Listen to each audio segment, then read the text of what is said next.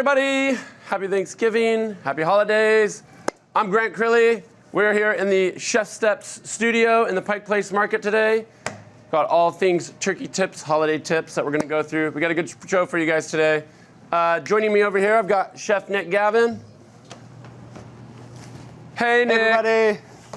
All right, and we've got some really, really fun stuff coming on. So, we've got non-stop turkey tricks. There's 3 different turkeys we're going to talk about today, turkey styles, each one very, very different. So stay tuned for that. We've got a big turkey stunt where we took like the most extreme low and slow way to cook a turkey, sous vide, and finishing it with the most extreme way to finish, deep frying, super deep frying. So huge, huge, huge difference of heat energy going on. We're gonna get some crazy juicy turkey with super crispy crust. Nick's got a stunt set up outside, so stay tuned to see the end of that. We're gonna call my old pal, chef scientist, Chris Young. We're gonna tune in, chat with him about, heat and energy and how you can use that to get better results, with your turkey, your rib roast, wherever you're gonna cook this holiday season. So really looking forward to calling Chris in. Then, we also have some special giveaways. So stay to the end. We're gonna give away some of our amazing new aprons, some of our spice kits. So I'm looking forward to seeing you guys' faces later and getting to know some of you today. We've got questions throughout the show too, and we're gonna do a segment at the end. So I wanna hear your questions, post them, ask. I don't know if we have any upvoting or anything, but ask away. I wanna hear your questions. Or if you have maybe a Thanksgiving 911 story, I wanna hear that too. I like crazy, epic turkey fails too. Those are fun to talk about. Lots to learn when we talk about the failures. And we've got folks from all over. So look at this, we've got Amanda from California, Christy right here in Seattle, Wanda from Chicago, Steve from New Hampshire. We got Hal from Ventura, Norman, New York, Rob in Beaumont, and James in Houston. I love it. Folks from all over. So many folks. All right, let's get into it. So, first thing first, what are we kicking off with? Sous vide setup. So check this out. One of the, for me, most extreme ways to cook a turkey, right? You can roast them, you can sous vide them, you can do all that sort of stuff. We've talked about every way to turkey over the years at ChefSteps. But one of my favorite ways is sous vide, a real long, low cook for sous vide. One of the benefits of that is turkey is actually pretty lean, tough muscle. So having a low temperature over a long period of time is gonna unwind all this collagen, make it super juicy, super tender, and then you gotta fry it. So here's what Nick did. He basically turned a turkey deep fryer into a giant precision sous vide cooker, then popped the turkey out and he's gonna fry it. So we queued up, because it takes a long time to cook it, we queued up a little short video of you setting it up last night, Nick, right? Oh, yeah. So let's play this video. He's got some tips and tricks in here, and this is about 18 hours ago when he started the turkey, and he's just now pulling it out, getting it set up, and we're gonna finish it outside, and we're gonna see how this thing turns out later. So you probably heard of deep fried turkeys, but we're going to take it to the next level. Instead of just simply deep frying it, we're going to cook it sous vide confit-esque. So we're going to be using peanut canola oil. It's going to cook for maybe 4 hours, maybe up to 12 hours. We don't know because we've never done this before. So starting off with a butterball turkey on a roasting rack, put it in here, add the oil, add our immersion circulator, and let's start cooking. So here we go.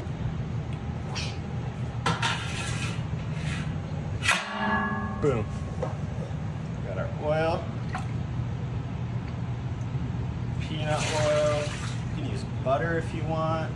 We're also going to use this fat to deep fry it after it cooks.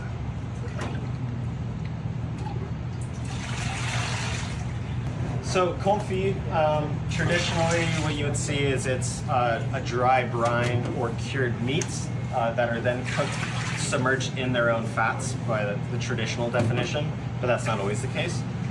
So it's cooked at low temperature until it's very braised, very tender, and then typically it's packed into terrine mold, or it's potted, where there's a layer of fat or jam on top of it. This is where it gets sketchy.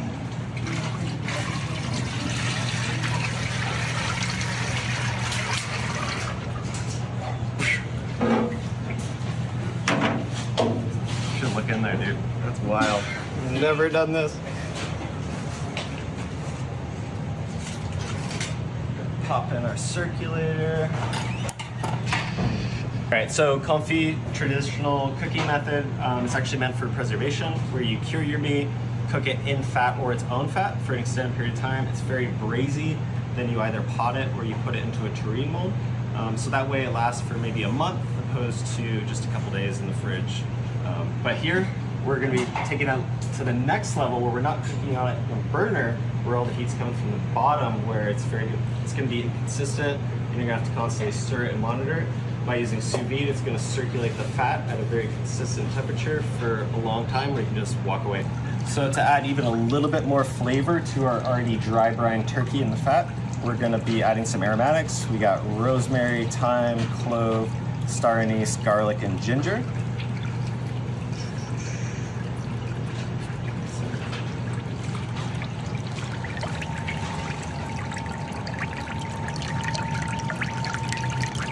I set it to about 65 degrees Celsius. I've never done this before.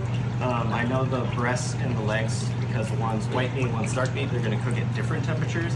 So I'm trying to find a sweet middle ground with an extended cook where they're both enjoyable. All right, so that was Nick setting up for the ultimate sous vide deep fried turkey. So basically what he did is set this turkey up in our big giant sous vide pot at about 65 degrees Celsius all night. So that thing cooked for what, 12, 14 hours, Nick? 16 hours. 16 hours, super low, super slow. And what he's got outside is heating that pot up on a big gas burner. So we're gonna check in on him in just a little bit, see how he's going. And towards the end, we'll do the big reveal, see if this whole thing worked out. So stay tuned to the end. You're gonna wanna see what happens with that thing. Okay, so that's one turkey, our super ultimate deep fried turkey. We've got two more to talk about that Nick's going to be walking you through. One of them is our Norman Rockwell turkey. You know those classic pictures, like how do you make a bird look like the way they do in all these magazines? It looks so darn perfect. Nick developed this thing called the turkey elixir, which you can actually use on like any meat. You could even cook a steak with it. But it's basically this beautiful little brine that you brush on that adds flavor, adds color, adds all this sheen to the turkey. So I'm going to cut to Nick. Nick's going to give us a little walkthrough on how to use it. And again, you don't have to just use it with turkey. But Nick, take us away. Cool. So this is one of my favorite ones I developed.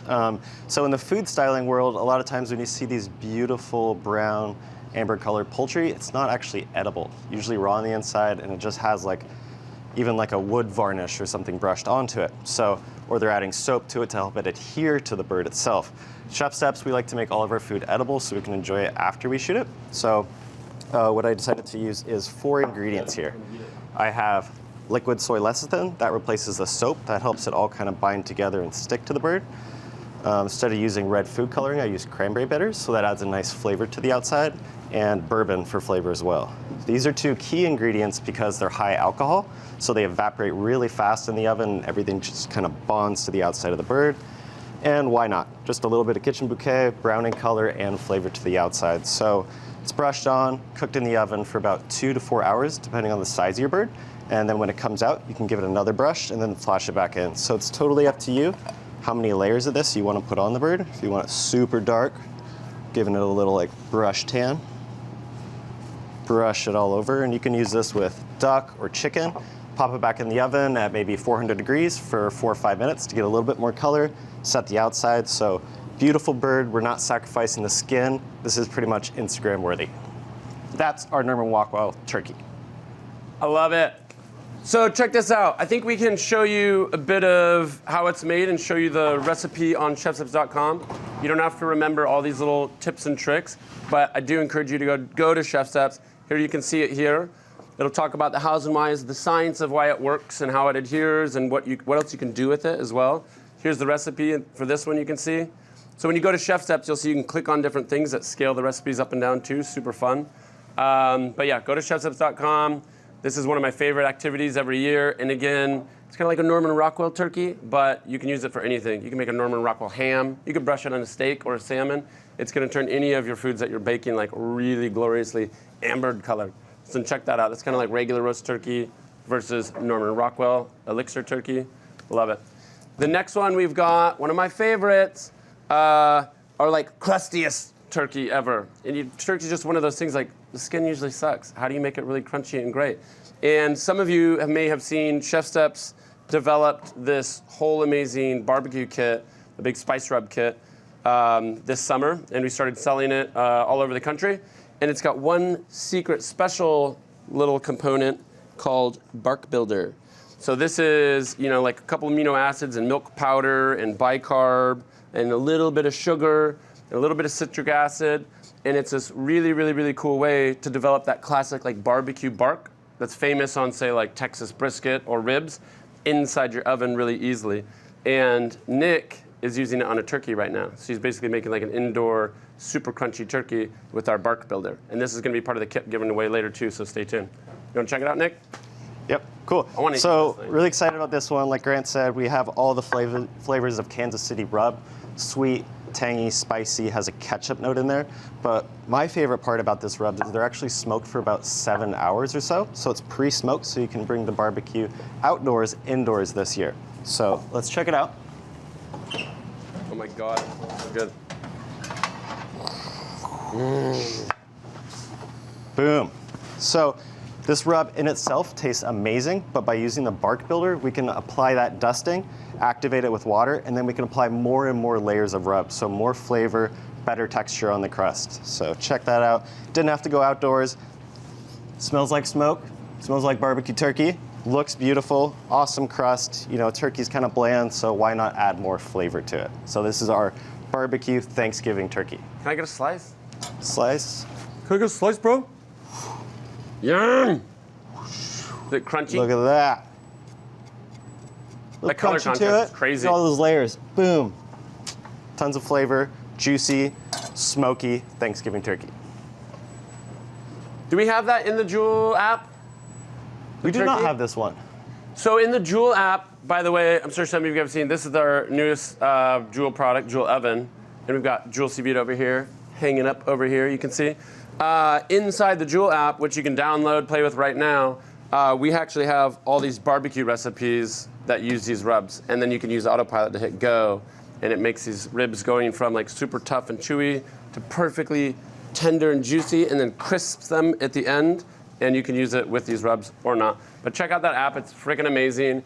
And if you do the sous vide app, it's also gonna help you with time temperature for your turkey this year. And speaking of time and temperature, I wanna have a little segment here where we jump in and we call my good friend Chris Young. He's actually my original co-founder at ChefSteps, and now he's got a new company called Combustion Inc. So let's give Chris a call, bring him in, and talk with him about, one, his new product, but also time temperature and how you can better use it to, really level up your turkey game this year. Do we have Chris on? Chris Young! Hey. What's up, buddy? Hey, Grant. Hey, it's been a while. How are you doing? Good. Man, I love your kitchen studio. Thank you. Yes. Where is that? A few short miles from Chef. This is over in Montlake. Oh, I love it. Some of our folks don't know where Montlake is, but we're in Pike Place Studio where Chris and I started ChefSteps many years ago. And now 2 miles line of sight. I love it. And it looks really, it's just like such a clean spot. Yeah, it's the secret development cave for Combustion Inc. I love it. Okay, well, Chris, thank you for taking the time to chat with us today. We've got folks on watching, listening. They're going to be having some questions. I wanted to give you a call, talk about a couple things. One, I want to hear about your new product, your probe, because I've been waiting for one for a while. I'm very excited about it, so I want to get an update. But first, I kind of wanted to chat with you and just get your thoughts on like heat and temperature, because I feel like I get in this conversation with so many folks where they're like, how do I get the maximum crust or char? How do I get like the super juicy turkey or roast or whatever? And I feel like there's so much to understand about the difference between heat and temperature and what they do to your food and how you manage them. So I'm wondering if you can just give us like the scientific answer, like what's the difference between heat and temperature, and what are some things to consider when you're cooking like your prime rib or turkey this year? Yeah, so totally different thing. Heat is a form of energy. Temperature is just the ability to measure how much energy is in a system. Yeah. So, we use them somewhat synonymously when we're just sort of talking, but from a physics standpoint, totally different things. Heat is actually what we're trying to do. We're trying to add energy to our food, which raises the temperature, and that gives us delicious done food, hopefully, or it gives us raw food if we didn't add enough heat energy, or overcooked if we add too much. In fact, the original name, as you may recall, for Jewel because joule is the fundamental unit of heat energy. I've always talked about sous vide as a way of adding a measured amount of heat energy to your recipe to get a consistent result, the way we might weigh ingredients. And that's actually where the name came from. So temperature is just a way of measuring that. Something like joule is a way of putting heat in. You can put heat in very slowly, which is sous vide, or you can put heat in really fast, which is like deep frying, right? Yeah. You could have, you could have an oven, for example, at 200 Celsius, 400 Fahrenheit, we'll say, 450 Fahrenheit, or you could have oil at 450, 400 Fahrenheit. The oven is going to add the heat more slowly because heat transfer in air is slower than heat transfer in a deep fryer, even though the temperature is the same. And of course, by putting a huge amount of heat in really quickly, you can get a really crispy crust, but your window for that perfect doneness gets really, really narrow. And so it's easy to overcook. Yeah. This is why we often do things like sous vide and then sear, or the reverse sear in an oven where we take care of the doneness slowly, and then we do a really fast step just to get the crust. And it's sort of a divide and conquer approach. What about the thing that so many people do this time of year where they have their turkey and then they cover it in foil? What's happening there when you add a layer of foil to your turkey? So here's what's going on. Like, I take my turkey out early to rest it because we've all been fed this myth that resting makes the meat juicier. Total lie. But what is true is if you often cook in a hot oven, say a 450 Fahrenheit oven, 180, 200 Celsius, you have a lot of heat at the surface and not enough heat at the center. And cooks sort of know that you got to take it out and wait for that heat to equilibrate. The reason you cover it, though, is we want the center to get hot, but while we're waiting for it to rest, the surface gets cold and the crust gets soggy. Yeah. It's a dumb thing to do. The better thing to do is the following. Cook it nearly to the doneness you want, maybe 5 degrees, 10 degrees short. Take it out, and then carve it pretty quickly, because as soon as you carve it, you halt carryover cooking in its tracks. And so, I know Meathead talked about this in Amazing Ribs, and we talked about it in Modern Cuisine, but it turns out resting is generally a bad strategy that we often do in restaurants because we're sequencing or timing things. But at home, if you really just want a great result, don't rest it. You're just going to end up a cold surface and a soggy crust, and that misses the point of a turkey for me. We'll think about that in a few minutes when we take this whole turkey out of a giant deep fryer that Nick's about to cook up. Yeah, which will be ripping hot. Yeah. Maybe we'll let that one sit for just a second, though. Yeah.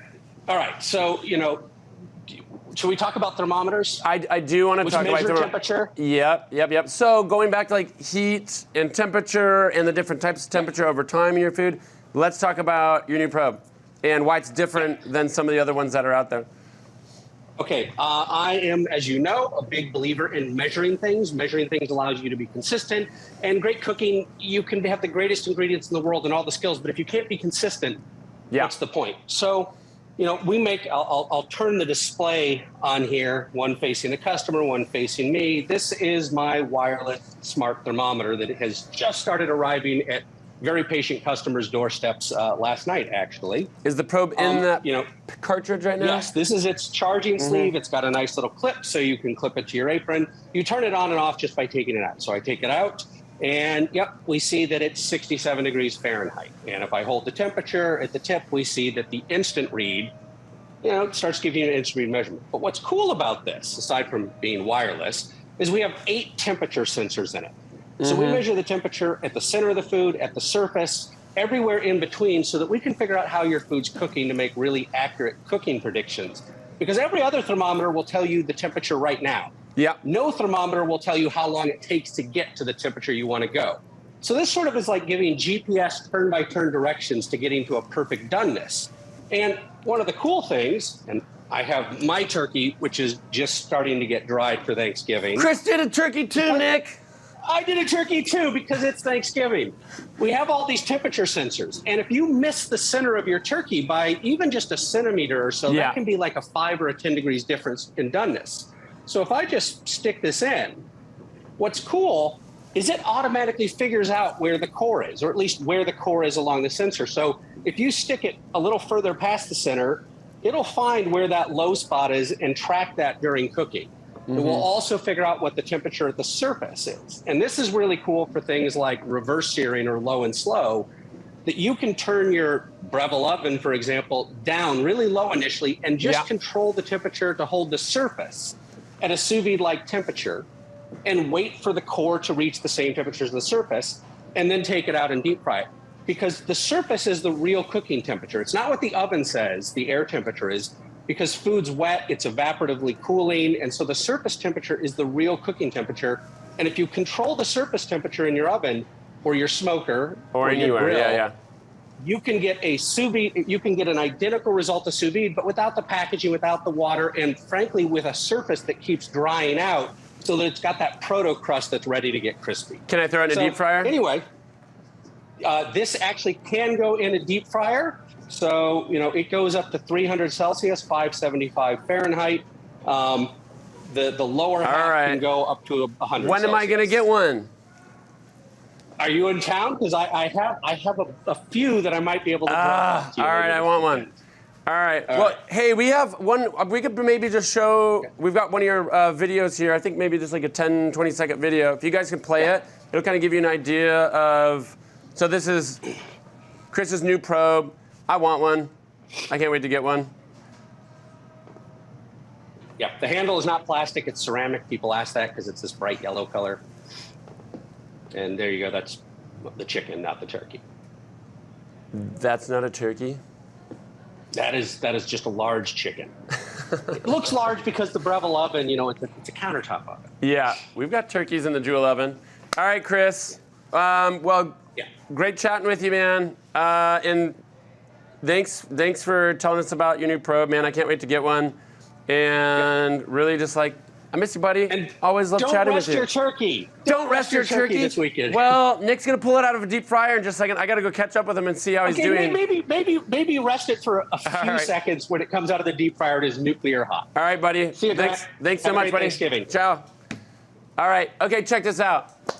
We just chatted with Chris about his new probe, which, you know, sensitive temperature. You got to check in, make sure you're actually getting to where you want to be. That's what the Joule oven's for. That's what Nick did with sous videing his turkey. Now he's getting set up to deep fry it. So I'm going to go check in on him, make sure he's doing okay. I want to see where we're at there. Let's go see what he's got going on. All right, Nicky. How are we doing on temperature? Pretty good. We're at 425. Oh, thank God. Yeah, I mean, we're coming up. Look at this thing. We're coming up on flash point, so it's starting to smoke a little bit. That's the bird, 16 hours cooked sous vide in peanut oil. Could use butter, whatever you want. So the turkey is cooked. You can eat it right now. I'm kind of scared. But now we're trying to make it look good and have great texture. So been heating up this oil for about 2 hours or so. We had to wrap it with foil to help insulate it because we were worried we weren't going to be able to deep fry for you. So we have this big tripod for a cowboy cauldron set up here. This looks sketchy because it is sketchy, so. I'm so excited. All right, so we're gonna drop it in? Yeah. Ooh. This is just, like, this is the great thing about having, like, such an awesome team, because you get to come out here, check on Nick. He's gonna throw this thing in the deep fryer. We're gonna go back inside. I hope this works out, Nick. Okay, here we go. I mean, no matter what, it's gonna be good turkey. Whoa!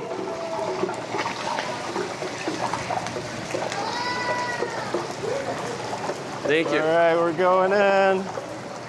Oh, God. Don't foam over. It reminds me of that scene where Terminator in T-1000 falls in the lava, and he's like, the last thing he sees. Just like that. No. Oh, my God. All right, I think we're gonna leave you to it, Nick. Oh, that's sketch. Stay safe, everybody. All right. Nick's deep frying that turkey. We're gonna check in on him just a little bit. I hope it works out. We're gonna find out though, and we're gonna give it a little taste too. So I wanna get into one of my favorite sections, Q&A. I hope you guys have some questions, some stories. I wanna get into it. I've got a few of them over here, and let's just dive into it. What do we have here? So Jennifer is asking, can you use the Joule with oil versus water? I love that question. Here's giving it to you straight. So when we designed Joule, I'm talking about Joule Sous Vide, one of the things that we wanted to do was if somebody knocks it over, takes it out, it turns off so it's not shooting water or spraying water everywhere. And how we did that was we have an accelerometer in the motor that can know when the water's, or the impeller in there is spinning in water or when it's spinning in air. So if you took it out, it speeds up and then the motor turns off so it doesn't shoot everywhere. Which means oil is so much more viscous than water. It senses that it's in oil and it won't really want to turn oil. That's why instead of using Joule sous vide, we put one of these old school industrial poly sciences on, because they have a really heavy duty stainless pump. It's like 10 times the price, but so I have used it in some oil, but it's gonna basically say like, I think I'm in oil and I think I'm falling over and it'll probably turn off. So we kind of designed that intentionally. How much liquid can the Joule handle? Capacity question. Okay, so liquid can it handle? Here's the thing. Again, it's 1,800 watts. It's still the most powerful sous vide tool on the market. So when we're talking about how much water can the Joule handle or cook, really the question is how much energy can it maintain? So if you have, say, a big steel bucket full of water and you're heating it with Joule and you can't come to temperature, it might even be like 30 gallons of water. It's because you're losing heat energy out the side. If you have a big cooler, which is insulated, filled with, say, that same 30 gallons of water, it'll have no problem heating it. So capacity is kind of like a volume thing, but it's really an energy thing too. So really you can, we've done whole pigs with one Joule, like for a big barbecue, a whole sous vide pig, no joke, but you're doing it in like a cooler where you have an insulated environment. All right, we've got another question. I have an old school polyscience circulator. Can I use that with oil? That's exactly what I was just talking about over here. And if you saw in the little video that Nick shot last night, where he was starting to cook the turkey, that's 20 gallons of oil with the old polyscience circulator on it. So yes, those are great, and they're used in restaurants for oil. You can circulate butter. You could circulate gravy. You could cook your whole turkey in gravy. Why not? Do something crazy this year. Anything worth doing is worth overdoing. That's kind of how I roll. So can you replicate the cook by a smaller amount of fat, chamber sealed in a water bath? Okay, we got some serious folks in the audience. Here we go. I like this. This is somebody who's like a hardcore sous vide cook. All right. Could you replicate the cook by a smaller amount of fat chamber sealed in a water bath similar to sous vide.confit? So I think what we're asking is, instead of using a ton of oil, can I put a little bit of oil in the bag and then cook it in water? Yes, you can. That's what we do with like most of the things we cook.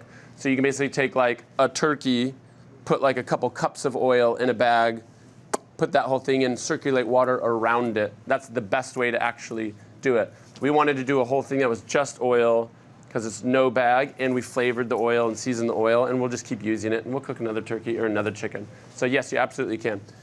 Here's another one. Could you share time and temperature recommendations for an amazing crust on steak or skin on turkey? Is that two questions or one turkey? What are we talking about here? An amazing crust on steak. So I'll just give you a little tip and trick on cooking a steak and getting a great crust. Again, going back to what Chris was talking about with heat and energy, or temperature and heat. So if you cook a steak sous vide, that's adding, just the right amount of heat to get it, say, exactly where you want to cook it, surface to interior. Getting a great crust is about adding as much heat energy as fast as possible to the surface without having that heat energy move into the steak, which would overcook it. So anytime somebody's asking, like, what's a temp recommendation for searing a crust on the steak, 99% of the time, it's just like the hotter the better. The hotter the better, the hotter the better, the hotter the better. So if it's a super preheated cast iron pan, or red hot coals on your grill, or right under a broil, usually the hotter the better, a minute or two, and then you're done searing. So just a lot of heat energy as fast as possible. Okay, let me read a couple of these ones. I don't know if you guys can see what I'm seeing on the screen, but I got a list of questions here. Oil temp for the deep fry. Oh, for Nick's turkey right now? Again, okay, here's the question. How hot is the oil in the deep fryer that Nick's cooking this turkey in? Super hot. Again, we want the oil as hot as possible without it getting to smoke point and catching on fire, basically. So we've got like 15 gallons of oil in the pot out there. Part of that is storing up all this heat energy, because when he puts that turkey in, that's like a little battery that's going to suck heat energy out. So you want to store up as much energy as possible. So that thing went in at about 450 degrees.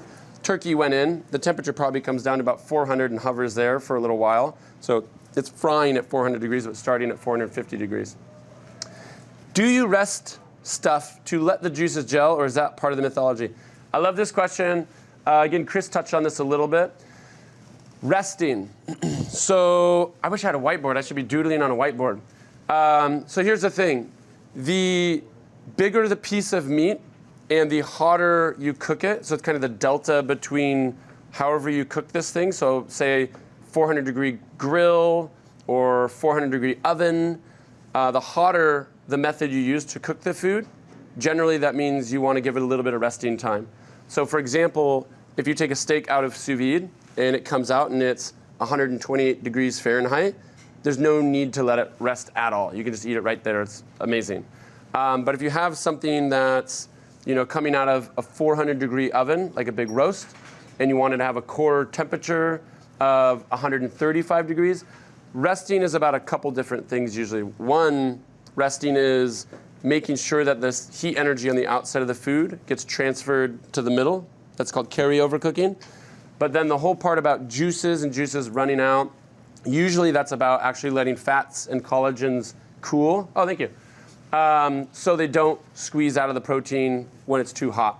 So hotter you're cooking something, the bigger the food product, like a roast or a big ham or something, resting is going to help actually even out the temperature more than just like hold on to juices. Let's go to this one. More brining questions. Thoughts on a dry brine or wet brine before sous vide? Does it make a difference? David Chang just posted this thing yesterday that cracked me up, which I have to agree with. First of all, he said, your turkey's fine this year, don't sweat it. Like, it's just turkey, it's fine. I like that attitude a little bit, but I'm just more like, there's so many ways to cook a turkey. I have fun with it every year. I like the challenge of doing something new each year. But on the brining, so there's wet brining, dry brining, but brining usually is water and salt, and you have osmosis happening, so that salt's going through the surface of the food, equilibrium brining to how much brine there is. Salting versus wet brining, really it depends on what your kind of goals are, I would say, for the food it's on. So turkey skin, for example, I find that like a wet brine is going to actually soften up the skin more, so when you roast it or fry it, you're going to get more like souffle, crispy crunchies. If you dry brine turkey, which I have done and you can do, sometimes it can actually make the skin a little bit tougher, so you can have really nice flavor, but you're going to kind of leather or tan the skin a little bit. So the wet brine generally, and there's a reason why a lot of turkeys are packed in water and moisture. Part of that's the meat, but a lot of that's the skin too, and helping the collagen break down. So you need moisture for collagen to break down. And if you add salt, it pulls moisture out, and it's just going to make the skin tougher. So it's not always hard which one you want to go, but I usually go with like a wet brine for a turkey because it's just better for the skin, I find. Okay, let's see. I'm trying to find out. We've got a list of questions here. Let's pick one of the really crazy ones. When you have a temperature probe in a turkey, what is a good temperature to pull a turkey so it'll hit 165 core? I'm not going to answer that one. That one's complicated. Meaning, like, I don't know what else is in the oven or how big the oven is or what the temperature of the oven is. So, what are you doing for Thanksgiving? Oh, that's a nice one. Thank you. I'm going to go have dinner with my lovely family friends in Sedona, actually. So I'm going to go down to Sedona for 2 days, and we're going to cook our butts off for like probably 48 hours straight and just, go crazy. I can't wait. I'm really excited about it. Do you remove the breast meat from the crown for sous vide? Yes, I do. Here's the question. Do you remove the breast meat from the crown for sous vide? Again, anybody watching, I would encourage you to just take out your phone, download, after we're done here, take out your phone, download the Joule Sous Vide app. You can actually, for free, check this thing out right now. It's got all these turkey temperatures in it and videos that'll help you break down a turkey, butcher it, different times and temperatures for the breast and the leg. So yeah, for sous vide, I love, love, love, love sous vide turkey. It's like my favorite way to really cook turkey. But yeah, definitely take the breast off the crown, and you're just gonna get like the most perfect turkey breast meat you've ever had. It'll blow your mind. It's like as good as chicken when you cook it sous vide. It's kind of amazing. Let's see here. How are your jewels hanging upside down behind you? Funny, huh? I love it. So these are steel shelves, and Joule has a neodymium magnet on the bottom, so when you put it on a pot, it goes clunk, and it sticks to the bottom of the pot. Pretty cool, huh? It's a nice design. So we just have these magnets like this. Boo-choo-doo. It's kind of funny. I think we just do it because it's quirky. Nick started doing it years ago. That's how we started storing them. So anyways, they have a magnet at the bottom of the foot. My favorite way to cook the turkey is to bone it out and then cook the breast sous vide separate from the dark meat at a higher temperature. Do you still recommend this? My favorite way is to bone it out, then cook the breast meat separate. I do. So again, this is a little bit similar to the last question, which is cooking the white meat and the dark meat separately. And this is that whole, you got to pick something when you're cooking a turkey. If you're doing a whole turkey, you always got to optimize for like the dark meat or the light meat, because they like to be cooked at totally different temperatures. It's kind of like egg white and egg yolk. The white meat is super lean, super lean. It doesn't like to be cooked all that much. The legs have a lot of tough connective tissue and tendons, which need a lot of moisture and a long time to actually break down. So separating them is always going to give you the best of both worlds. So I still recommend this. If anytime I'm cooking turkey sous vide, I separate the legs and the breasts still. Is there a good way to cook a turkey with stuffing inside? Yes. In our new Joule oven. You should get one. It's going to be amazing. Let's see here. Is there a good way to cook a turkey with stuffing inside? Yep. Well, answer that one. Let's see. Sorry, I'm reading the questions. I should read them out loud, but there's a lot of them here. What's your max or optimum recommended duration for sous vide turkey? That's a good question. And any thoughts on sous vide alternative poultry, such as wild turkey, goose, duck? So what's your max or optimum recommended duration for sous vide turkey? Again, check this out. Download the Joule Sous Vide app, and you can actually visually see times and temperatures and what the results are. So you don't even have to imagine it. You can see it. You can see the results before you even start cooking. But usually the max, I would say, is like 16, 24 hours, which sounds crazy, and it sounds like a long time. Like you'd almost think it's going to dry it out, but it's actually going to make it more juicy and more tender, the breast or the dark meat. For pan searing after sous vide, how about the idea to ice bath? A short time just before the sear. Ooh, I like this one. This one's cool. This is the whole like, anything worth doing is worth overdoing. So here's what somebody's asking. So for pan searing after sous vide, how about the idea of an ice bath, a short time, just before the sear? So, sorry, we just skipped I just lost the, can we go back to that question? Go back to that question. Thank you. So just before the sear, so heat energy during the sear doesn't overcook. So here's what somebody's asking. You cook a steak, and your steak's ready, and you want to sear it, and you want to get an insanely cool crust, meaning like super crunchy crust, but you don't want to overcook the steak. So they're asking, your steak in your sous vide bag comes right out of the bath, like imagine, boop, out of the bath, dunk it in ice water in the Ziploc bag or in your sous vide bag for probably 60 seconds, chill the surface, then throw it in a pan and get a ton of heat. So basically what you're doing is reducing the temperature of the food surface, contrasting that to the high temperature pan surface so it doesn't overcook. You can do that. There are some ChefSteps videos we have. So go to ChefSteps and look up like the ultimate steak. We cook it sous vide, dunk it in liquid nitrogen. That's like negative 328 degrees Fahrenheit. Then put it in a deep fryer. That's like 450 degrees. So and we're doing the same thing you're talking about though. So sous vide it, chill the surface, then sear it for just like the best crust you've ever had, ever. How long after sous videing your turkey can you keep it in the fridge? Basically, how long ahead of time can you prep? So after sous videing, oh, well, here's how I'm interpreting this question. How long can I sous vide your turkey, then you keep it in the fridge? So let's say you cook a turkey, sous vide, 12 hours, 16 hours, to make it tender, to make it super, super tender. Then you chill it and put it in the fridge, right? And then to reheat it, it's only going to take like an hour or two. So you could actually put it in the oven to reheat it. So you have a super tender, juicy turkey, and you spent the time doing that yesterday, so it's not taking up all your time today. Maybe you just got other stuff going on. So you can basically sous vide a turkey. I think this is what they're asking. You can sous vide the turkey, make it super juicy, super tender, put it in the fridge, yesterday, take it out today, and only reheat it for an hour, hour and a half. So you'll get the best of both worlds. You get like 24-hour sous vide tenderness in like an hour and a half of heating time today. Thoughts on reheating turkey leftovers? There's so many ways to do it. I like to just like snack cold meat out of the fridge, slice it thin, sear it all crispy. But sous vide is also a great way to reheat turkey. Also, I feel like not a lot of people use pressure cookers. Pressure cookers are so great for anything you want to reheat, all the carcass, all the bones, everything. I love just throwing it in there and making like an amazing, amazing, amazing broth. What are you thankful for? I love this. I'm thankful for so many things.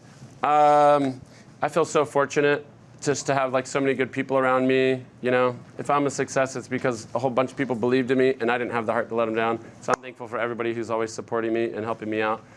I love all you guys too. I'm always thankful for our community and our customers. Without you guys, I wouldn't be here. We wouldn't be here. When cooking sous vide, do you go heavy with herbs or light? I like this question. It's a softball. I go heavy with herbs. I love so much fresh herbs.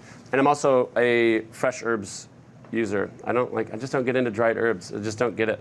They're just not yummy. So I do fresh herbs, lots and lots and lots and lots and lots of fresh herbs. And when we check in on Nick later, he's going to throw a ton of fresh herbs in the fryer just to get all those like essential oils out into the oil and into the turkey too, which you can do as well. Let's see here. Are there any herbs or spices to avoid? Dried ones? I don't know. Ones you don't like? Are there any herbs or spices to avoid? Yeah. I don't know. I'm trying to think of what's a helpful way to answer that question. Yeah, just avoid ones you don't like that are all dried and old. Dried spices, I think this is just like one of those like sins of like a lot of kitchens. You're like, oh, here's my spice drawer, and they're like 70 years old. So from time to time, just get fresh spices and fresh herbs. Okay. Last one here, and then I'm gonna go check on Nick and see how he's doing in this deep fryer. I hope he's okay, and I hope the turkey is looking good. We'll find out though. Thoughts on seasoning a steak after searing to prevent burning the seasoning? I used to have the chef I worked for at this Michelin star restaurant that would like yell and scream about cooking pepper. So he would never cook or sear pepper. So imagine you have a steak and he would only ever put pepper on the after cooking. It's a flavor thing. I actually kind of like burnt pepper sometimes. You put pepper on the steak and char it. It's just a preference thing. So if you don't like cooked pepper, it goes after cooking. If you like cooked pepper, it goes before cooking. Let's see here. Oh yeah. Guess what, guys? Let's go check on Nick. I think his turkey might be done. I hope he's doing all right. I'm gonna go check on him real quick, all right? How you doing, buddy? Pretty good. Are you nervous? What's it looking like? Oh, it actually seared pretty fast, just a couple minutes. Now I'm dropping it back in to get the crust on it. So we went from about 425 degrees as the starting temperature of the fat. Yeah. We went hotter because we anticipated that once the bird was dropped, the temp dropped about 50 degrees. So it only took about 2 minutes to get the color I wanted. So I raised it up. And so now we just want to give it a final sear to get the crust because we have the color. What are we doing out here? As here? Chris talked about, as the bird sits, you're going to lose that nice crispy crust that you're looking for, and it's just going to sog out. So, have you lifted it up recently? yeah, let's check it out. I wish we could like upvote and be like, how do you want your turkey? Everybody watching, should we cook it a little bit more, a little darker? Are we done yet? You decide. Dude! Looking pretty good. That looks pretty. I can't see the screen right now, but I'm assuming you guys can see this turkey. What do you think? And then, here, look at this real quick. Check this out. See, you'll never get this without doing the sous vide and then the deep fry, which is these blisters. Woo. They're like souffle chicharron crispies. Dude, that's looking glassy. What do you think? Are we done? Let's lower it back in for about 30 wanna go in? seconds, and I think we should throw the herbs in there. Okay, well, here's what I'm gonna do. We're gonna go give away some aprons and spices real quick, and I'm gonna come back out in just 2 seconds and help. Okay, sounds good. Cool. All right. Okay, so time's flying here. So I'm gonna go run back out there in a few minutes, help Nick wrap up this turkey. Maybe we're gonna have a cocktail together, taste the turkey, talk about a couple more turkey tips. But before we do that, since you guys have been hanging out here with us, let's give away some aprons and let's give away some of these spice kits. All right, so first up, I'm just gonna go through these. Who do we have? Steve Lionel. Look at him. Steve, how are you doing? Steve, you get an apron. We'll ship it to you. Thanks for watching. I hope you had a good show today. And stay tuned for this turkey. Don't disappear on me. Meredith. Meredith gets an apron.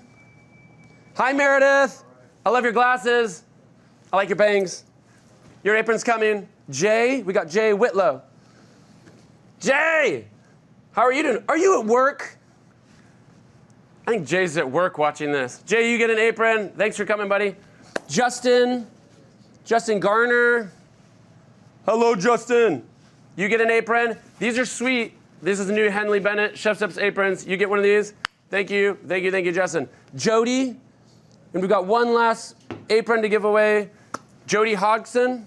Where you at, Jody? Oh, okay, I don't get to meet Jody. All right, but Jody, we're gonna send you an apron. All right, spice packs. Let's give away some spice packs. Tom Holler, we got a spice pack for you. You're gonna love it. Seems like barbecue season, but it's year round, how to bring barbecue indoors. Tom, you've got one coming. Thank you, Tom. Oren Noah, you also get a spice kit. Casey Jane, somebody on our team, we're gonna send him. Maybe we'll attach a note to it, but thanks for watching. David, we've got one for David. All right, yeah, kit's coming for you. Thanks for watching, appreciate it. Bill Egan, we've got a Bill Egan. Bill, you get a spice kit. It's coming. And then lastly, we got Todd from Ventura. Is that your name, Todd from Ventura? That's a good name. Todd, you get a spice kit too. Thank you, everybody. You guys all got one, okay? So we're wearing our new aprons. They're going to be available in our store. We only made a few hundred of these custom ones. Ellen's a good friend of mine who owns Henley and Bennett, so she made us some really nice cozy ones, all creamy and orange strap. They're super, super nice. I love them. They're cozy. So we're going to sell them in our store, but you guys just got a few of them. You got some spice kits, and also you can get spice kits on chefsteps.com too. But thanks for watching, and thanks for joining. So I got to help Nick get this turkey out of here, you guys. I think he needs like a tray or something. I'm just going to go check on him to make sure he's okay. This is it. I can't leave him hanging much longer. Got to back up your team. I just came out here and I'm like, uh-oh. Nick's gone.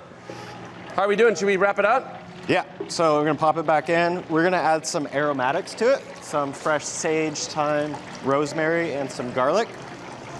Dude, that could have gone like a long time ago, but these herbs, watch out. When you're frying herbs, sometimes they're like, I don't think it'd be that bad.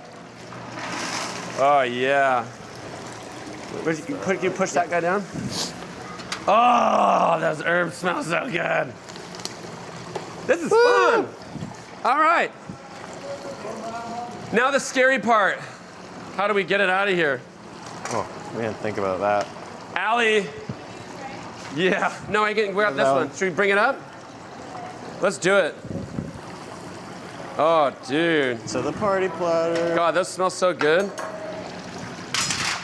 This is the last herby trick, you know? So the next time you're deep frying your turkey with your giant, hydraulic crane, throw the herbs in the last second for the best flavor, you know?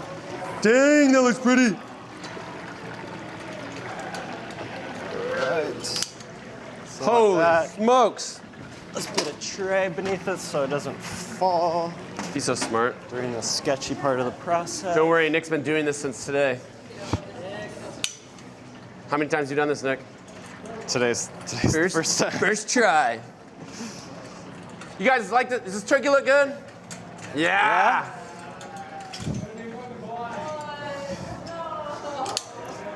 Don't worry, we're keeping these guys safe. Check these folks out. Look at this. Oh, it's like glass. Go. Dude.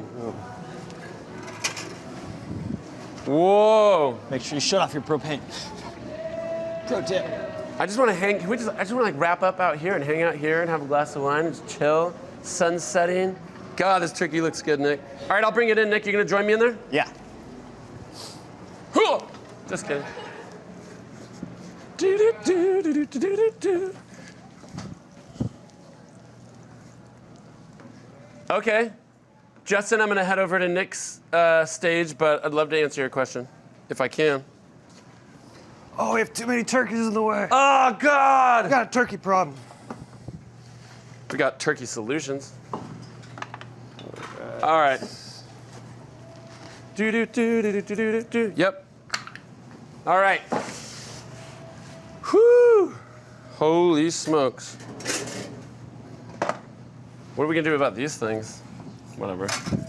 It's pretty good. Did we have a question from Justin? Oh, okay. Can you guys see this?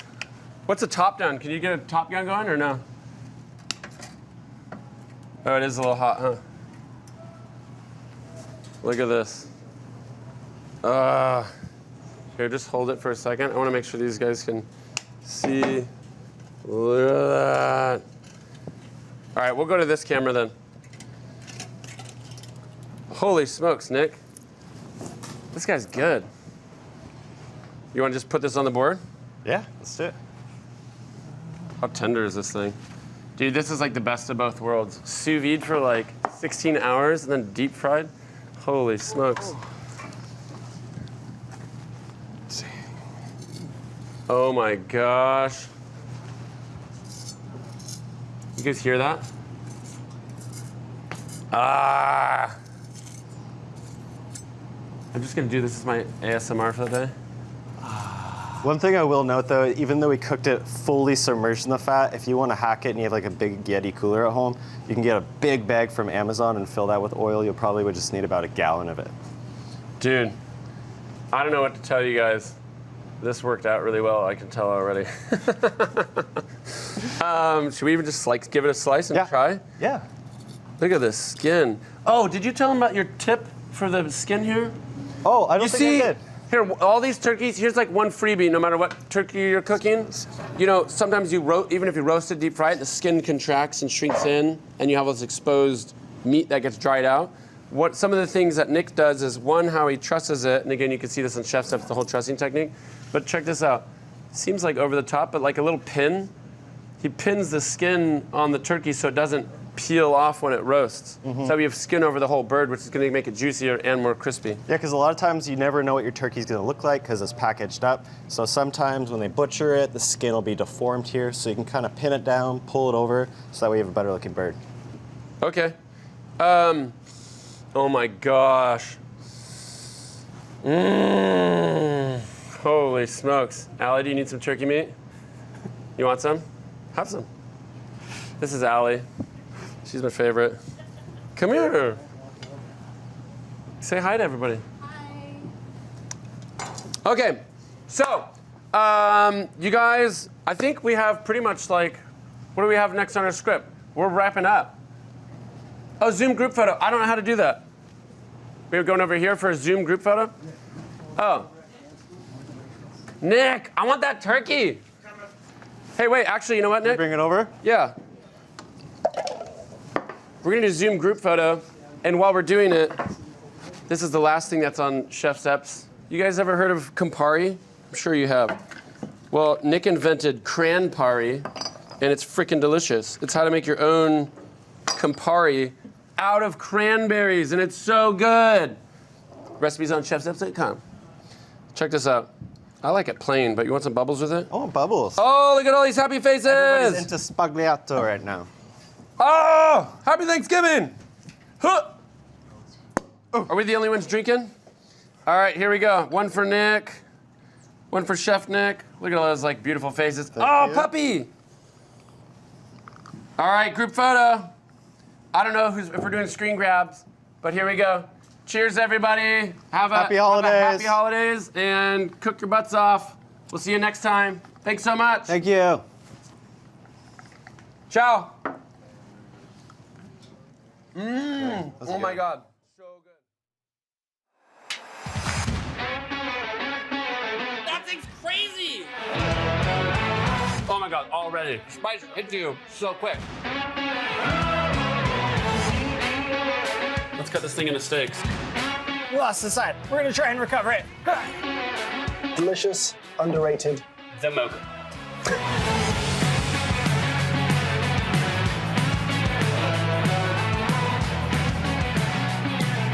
It's gonna get more fun when we start cooking, I promise.